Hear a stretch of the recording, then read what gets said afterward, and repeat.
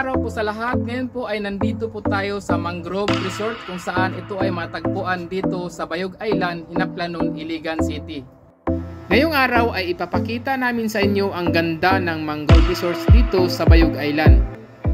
Sila lang naman yung kauna-unahan na nagpapaupa ng kayak boat dito sa Iligan City.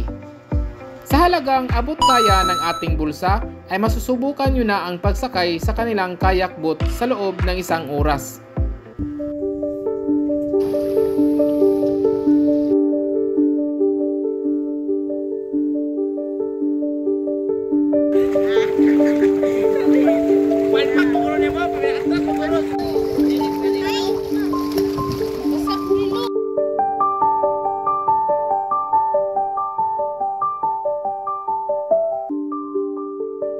Bago po tayo makarating dito sa Mangrove Resorts, mayroon po kaming dalawang daanan na ituturo sa inyo ngayong araw. Una ay isang private road na binubuksan lamang nila ito tuwing Sabado at Linggo.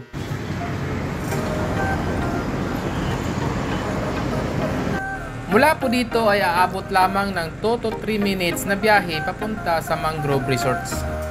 Mas mainam pa rin kapag kayo ay nakipagsanggunian sa kanilang Facebook page na Mangrove Resorts Bayog Island, Iligan City.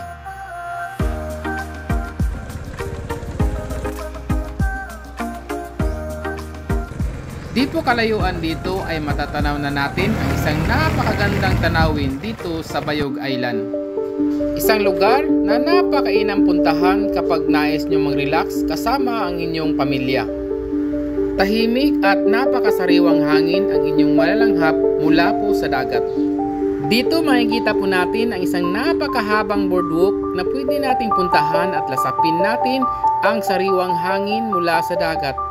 Kaya naman balikan po natin ang pangalawang daan na ituturo namin sa inyo at ipapakita namin ang daanan papunta dito sa Mangrove Resort.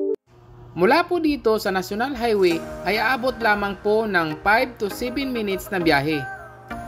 Pag hinanap po natin ito sa Google Map, makikita po natin ang isang kalye na tinatawag na si Katunay Street. Dito po tayo papasok.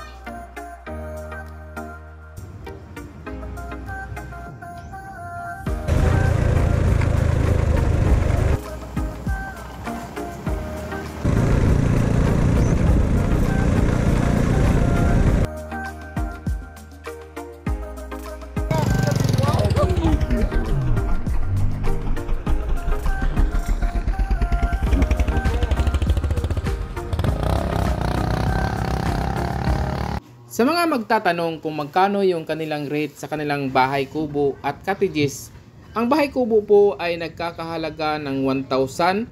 May free na po ito na 5 packs entrance fee.